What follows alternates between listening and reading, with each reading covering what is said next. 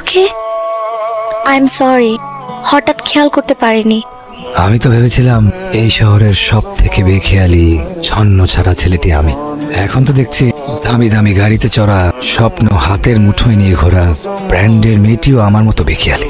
আমি বুঝতে পারছি আমার কারণে আপনার প্রিয় গিটারের তারটা ছিঁড়ে যাওয়াতে আপনি ভীষণ হার্ট হয়েছে, আর এটাই খুব স্বাভাবিক। পৃথিবীর প্রত্যেকটা মানুষই চায় তার প্রিয় জিনিসটাকে খুব যত্ন নিয়ে আগলে রাখতে।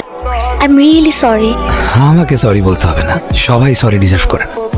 আমি খুব সামান্য একজন মানুষ। সামান্য থেকেই তো মানুষ একদিন অসামান্য হয়ে ওঠে।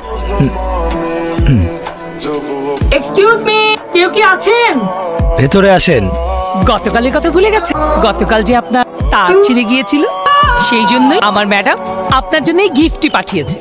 আপনার ম্যাডামকে গিয়ে বলেন তারের বদলে গিটার তো দূরে থাক, তারের বদলে তারও আমি ফিরিয়ে দিতাম।